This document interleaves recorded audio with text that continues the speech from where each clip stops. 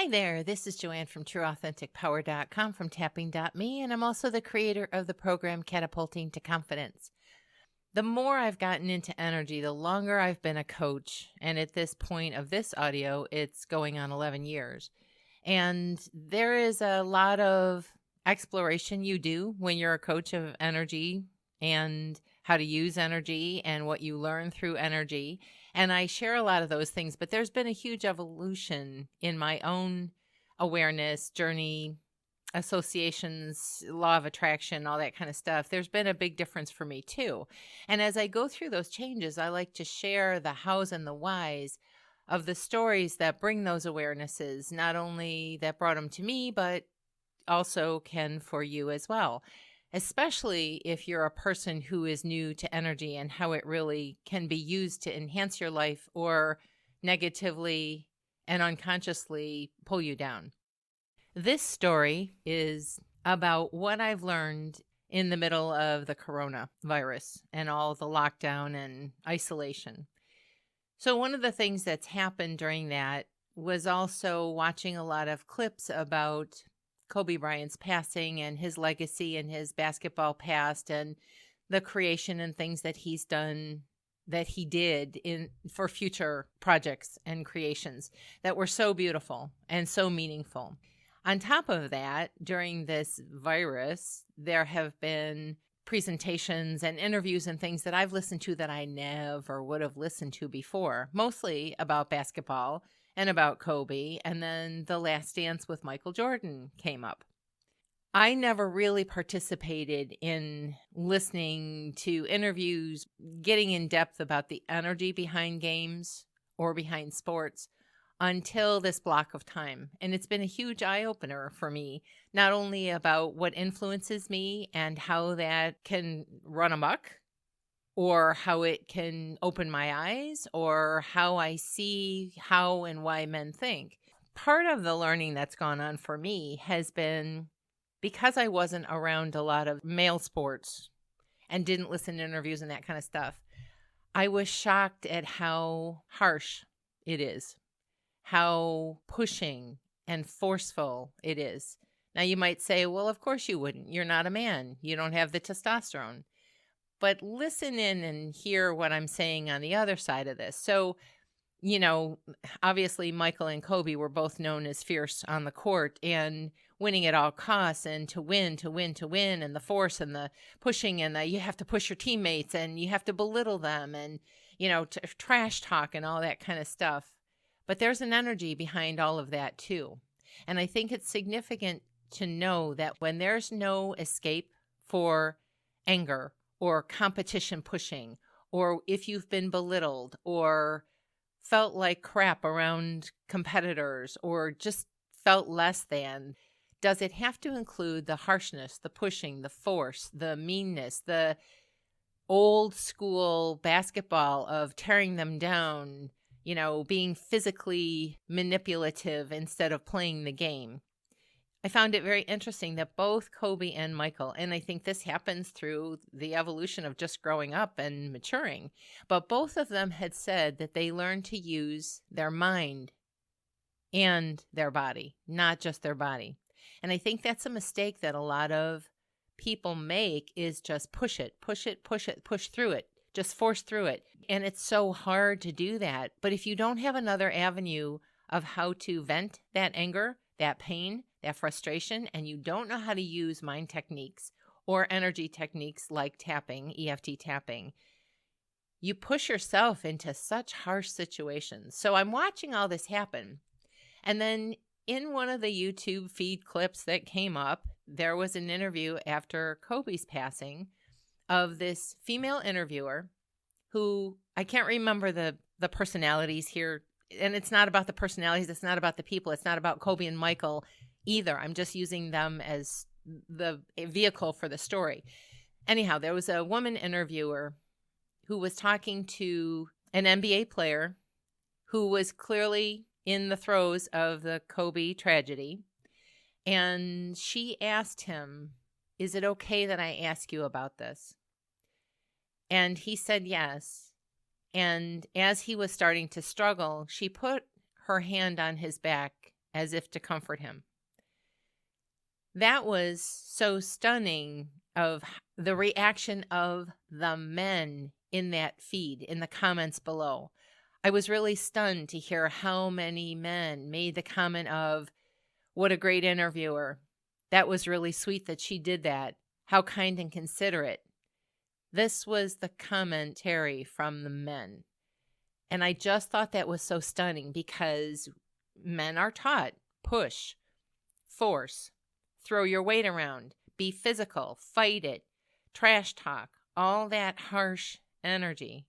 And maybe that has a place in your life because of how you were raised or because of old school thinking. But we've come so far with technological advances. Why are we not teaching year after year of the mental aspects and the technological changes of the physical and the mental and the emotional side of things? And I think that's why I wanted to tell these stories. I was stunned at how many comments were about the good feeling of how that interviewer handled his pain and his tension and his tears that were coming. I don't think everything has to be so harsh. Now, again, you might say, well, you're not a man, you don't have testosterone. But I'm watching men react differently to the harshness as opposed to the kindness.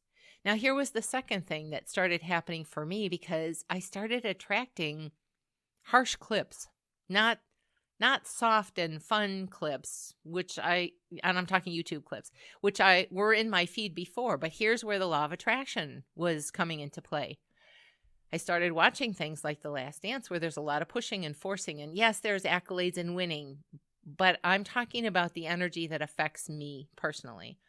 I'm more of, how do we do this better? How do we get rid of that emotion or release it so that it doesn't control me in a negative way? So I'm watching all this harsh kind of stuff, and I'm labeling it that for me. Might be different for you. That's how I'm labeling it for me. And then I start seeing these interviewers where there were 3 basketball players. Don't need to mention the names, but just basketball players. And it was a great interview, except for the fact that every other word was F this, MF this. It felt so unnecessary, but it's become so much of the conversation. It's become so much of the norm. I don't think people realize, especially if you're in a mode of pushing or being around that, I don't think people know enough about the energy of the words or the energy of trauma or tragedy or anger or how you can release that without being detrimental to yourself in another way. My point is, I was listening to these interviewers where there was a lot of cussing, and often, not just once in a while for effect. It was regular. Every line, every conversation had those kind of words in it. And then there was another thing in my YouTube feed. Now, this is about the law of attraction for me. There was another story in my YouTube feed of a guy I've never heard of. Saw a little snippet of something that intrigued me that I thought, oh, I resonate with what he's saying. And then I looked into his story further. He's a coach, multimillionaire. In fact, I think he's a multi-billionaire, and very proud of that. And he was unbelievably raunchy and harsh. His language was rude. His language is mean. His attitude is like military, which he was raised with. And he's saying how great that is and how many multi-millions his clients have made and all the rest. But at what cost? He doesn't seem peaceful. He doesn't seem happy. The words come out of his mouth that he's happy, but I don't get that persona off of his energy. Making millions and billions, what does that prove? I think more people would like the peace, comfort, happiness, and money. So I noticed that I was attracting this kind of harshness, and I thought, what the heck? And then I paid attention to what I've been listening to and the YouTube feeds, the clips, the harshness, the winning at all costs, the everything that was in my psyche was attracting more of those same kind of interviews. And the interviews are so great if you can listen around and I'm not a prima donna where I don't swear, but not in my everyday language like that. I also want to point out that if you don't if you've never heard of the effects of emotions and words and things on your energy, I would encourage you to look up some of the YouTube clips of Dr. Emoto, The Hidden Messages in Water. EMOTO. And the reason I would say that is because the gist is that he was speaking words to frozen water crystals, and he noticed how they changed when he put them in front of a microscope. And the reason he did that was because water is so much part of our energy, of our being, of our bodies. And if words and language and certain music and certain messages affected water crystals, what would that be doing to the energy of our body? It's fascinating. And it will clearly give you an idea of what else goes on that affects your energy. Like those clips. I could feel the harshness in those clips. And I kept listening because there are beautiful nuggets in some of those interviews, beautiful nuggets in some of the messages. The language and the cussing is just off the chart. And I'm thinking, is that what men really think you have to do or be to be a man? To process your energy or your emotions or whatever. And I think it's because people are not being taught how to do it differently. The only reason I got into energy myself, I was always searching for things because I could feel that some things were off. And I'm like, what's in the way? I know there's a problem here, but why do I keep doing this same loop? I couldn't figure out how to fix it or change it or do it in a different way. And it wasn't until I got into Crisis that I started learning all this stuff. Why are we not teaching people how to use their energy and what affects our energy, like Dr. Emoto's stuff? I learned all that after I was seeking in a crisis mode. Well, do you have to get into a crisis mode to learn how to better use your energy and your language and your attitude and how to process feelings that hurt and how to, instead of shutting down, you can move them out and have them work for you? I think that's kind of my message and mission at this point of learning what I've learned.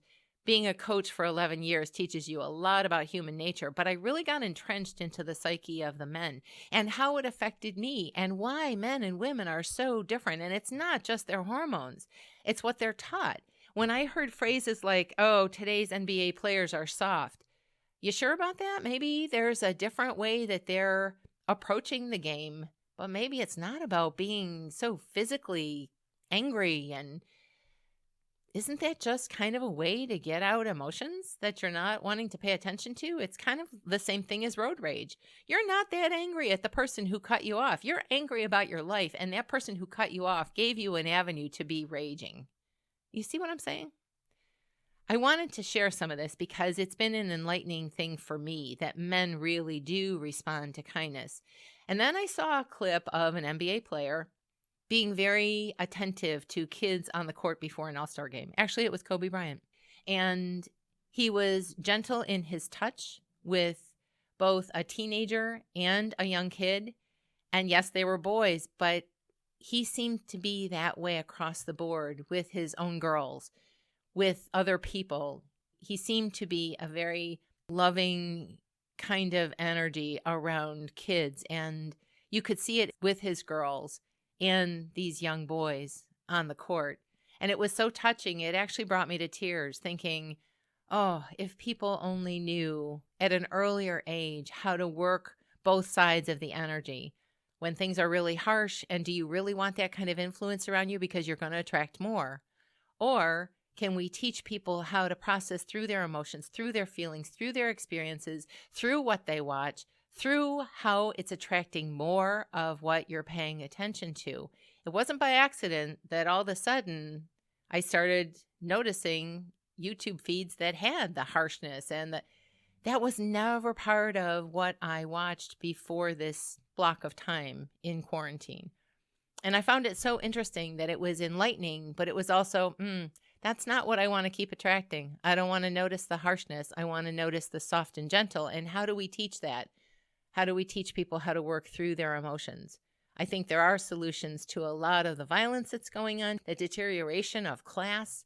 And I'm talking as far as how we express ourselves, how we carry ourselves, how loving we are versus how angry we are. If your energy doesn't have a way to process that, you don't know how to do it, somewhere along the line, that's probably going to catch up.